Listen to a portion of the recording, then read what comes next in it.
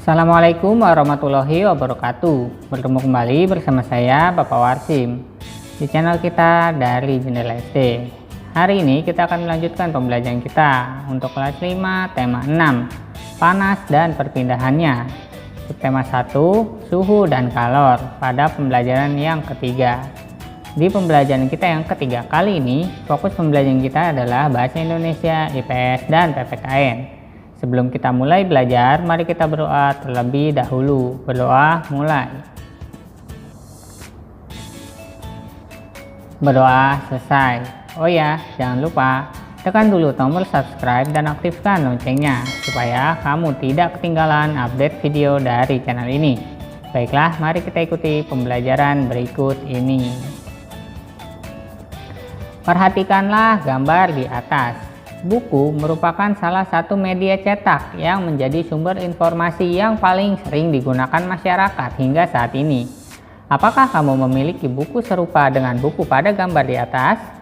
Ya, buku itu biasanya buku ilmu pengetahuan yang berisi informasi tentang peristiwa alam yang terjadi di sekitar. Selain terdapat teks penjelasan, di dalam buku itu juga terdapat gambar-gambar yang mendukung penjelasan informasi yang diberikan. Gambar-gambar tersebut juga membuat buku itu semakin menarik bagi pembacanya. Perhatikan kembali gambar pada buku di atas.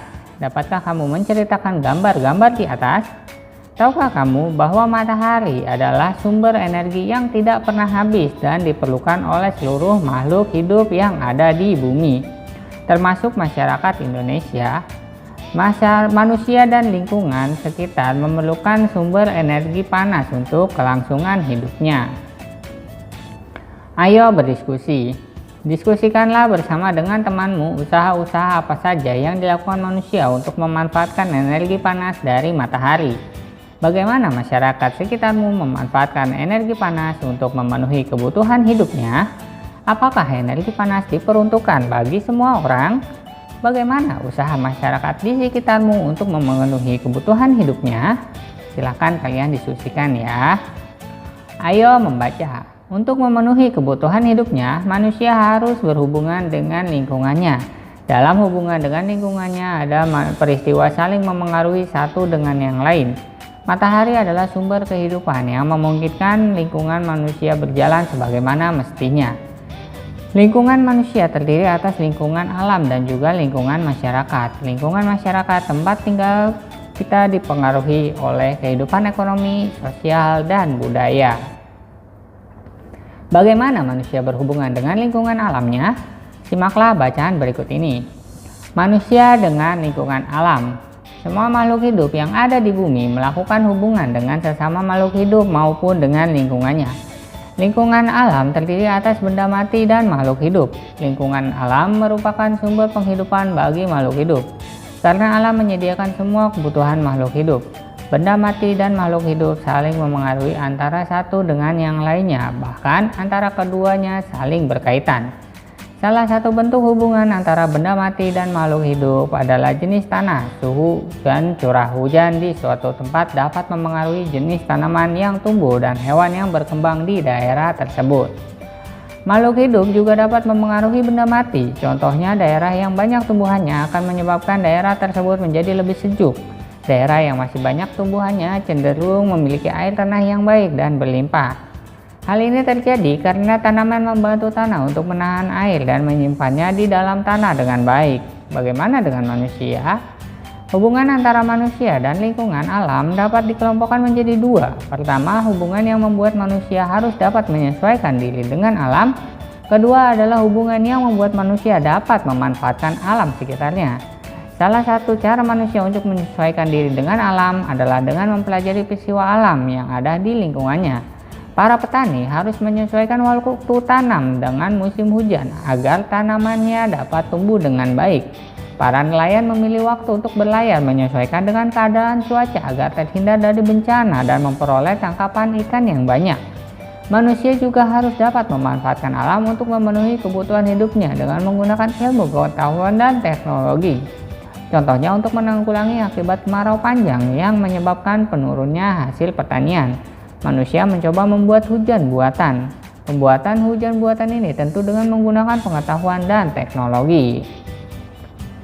Bacalah kembali bacaan di atas dengan seksama, kemudian jawablah pertanyaan berikut ini. 1. Apa judul bacaan di atas? Maka alternatif jawaban yang bisa kamu berikan adalah manusia dengan lingkungan alam.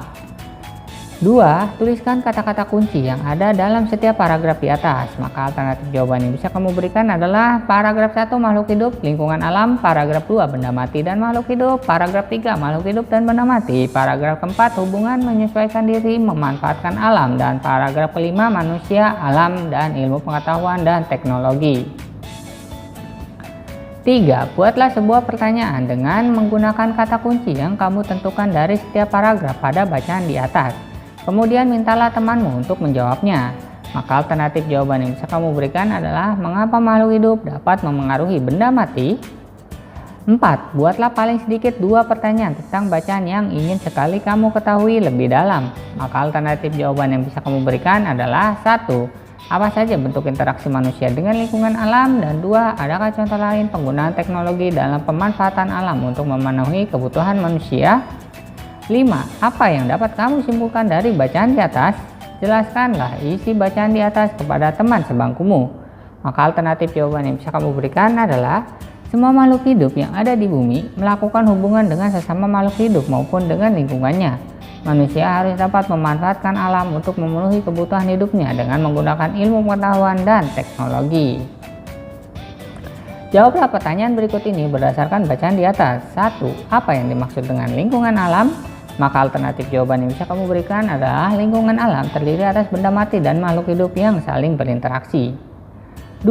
Apa sajakah interaksi yang terjadi di dalam lingkungan alam? Maka alternatif jawaban yang bisa kamu berikan adalah interaksi antara benda mati dengan makhluk hidup, interaksi antara makhluk hidup dengan makhluk hidup lainnya.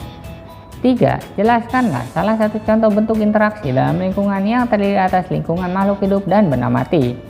Maka alternatif jawaban yang bisa kamu berikan adalah daerah yang banyak tumbuhannya akan membuat suhu udara menjadi lebih sejuk.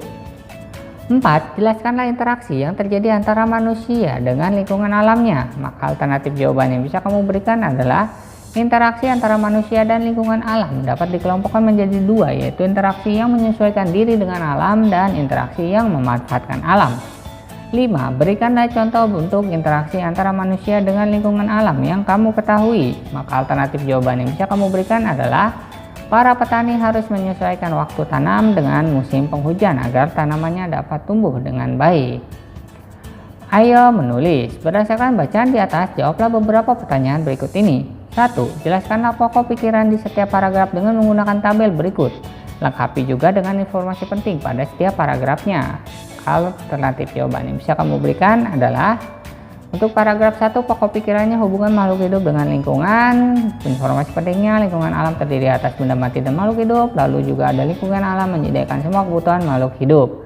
Untuk paragraf 2, pokok pikirannya benda mati dan makhluk hidup saling mempengaruhi. Informasi pentingnya bentuk hubungan antara benda mati dan makhluk hidup adalah jenis tanah, suhu, dan curah hujan mempengaruhi jenis tanaman yang tumbuh dan hewan yang berkembang.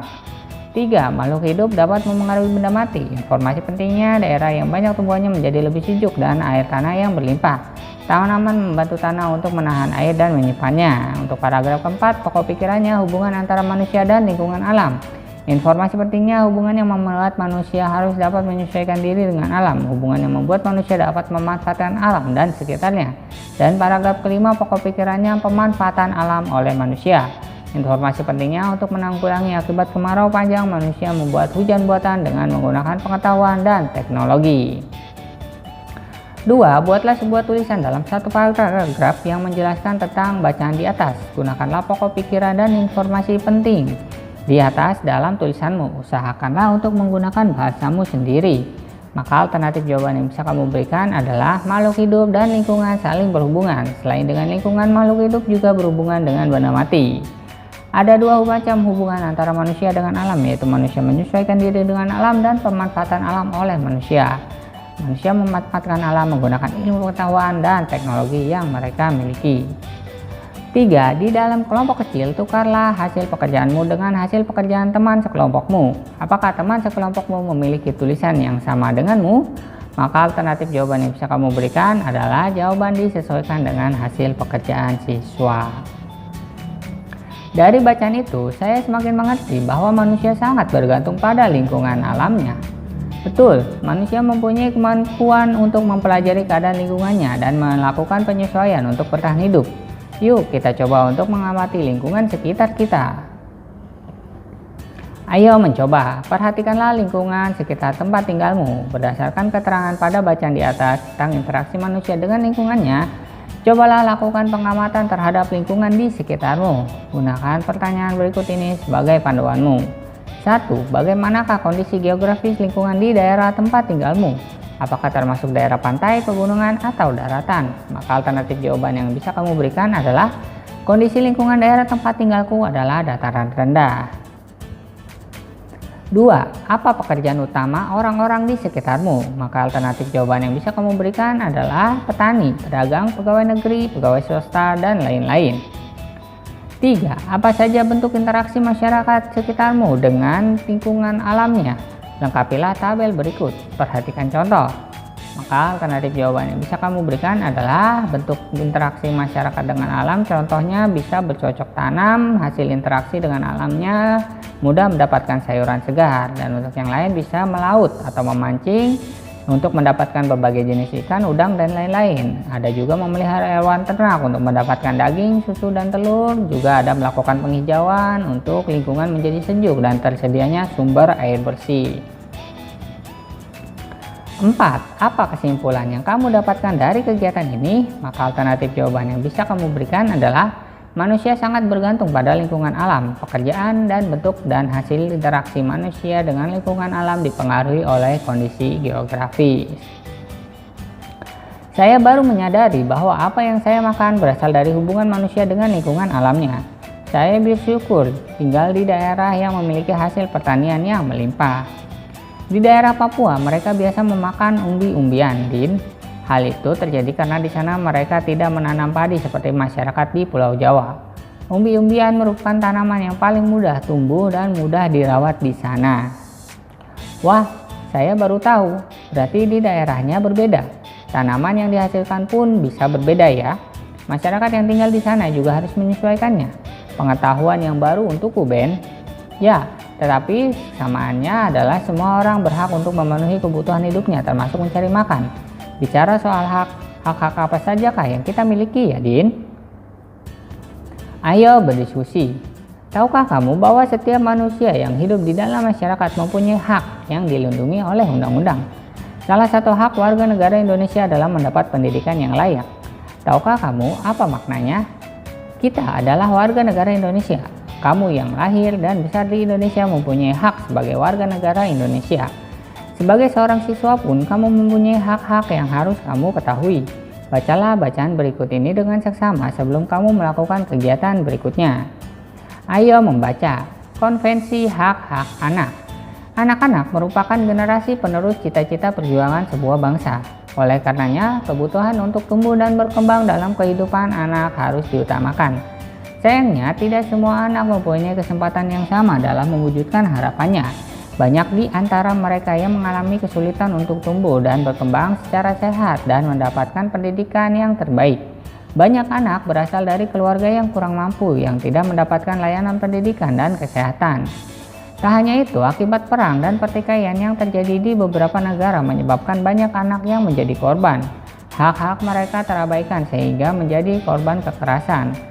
Oleh karenanya, Perserikatan Bangsa-Bangsa atau PBB mensahkan Konvensi Hak-Hak Anak atau Convention on the Rights of the Child pada tanggal 20 November 1989.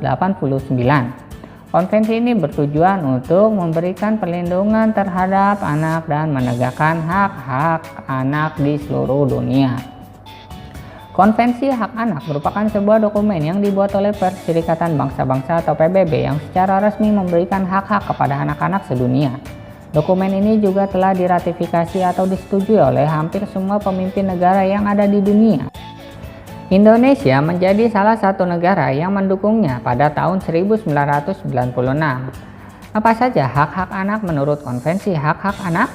Menurut konvensi ini, hak anak dikelompokkan dalam 4 golongan, yaitu 1. Hak kelangsungan hidup, hak untuk melestarikan dan mempertahankan hidup, dan hak memperoleh standar kesehatan tertinggi dan perawatan yang sebaik-baiknya. Apakah kamu tahu nama lengkap kedua orang tuamu? Apakah kamu tahu asal-usul kedua orang tuamu? Apakah kamu tahu asal-usul keluargamu? Setiap anak berhak tahu keluarganya dan identitas dirinya. 2. Hak perlindungan. Perlindungan dari diskriminasi, eksploitasi, kekerasan, dan ketelantaran. Kamu memiliki hak yang sama dengan anak-anak lain untuk melakukan kegiatan keagamaanmu atau melakukan kegiatan perayaan tradisimu. Sebagai seorang anak, kamu belum boleh bekerja dan kamu berhak diperlakukan secara baik tanpa kekerasan. 3. Hak tumbuh kembang. Hak memperoleh pendidikan dan hak mencapai standar hidup yang layak bagi perkembangan fisik, mental, spiritual, moral, dan sosial. Kamu memiliki hak untuk sekolah, mendapatkan tempat tinggal, mendapatkan makanan dan minuman yang layak.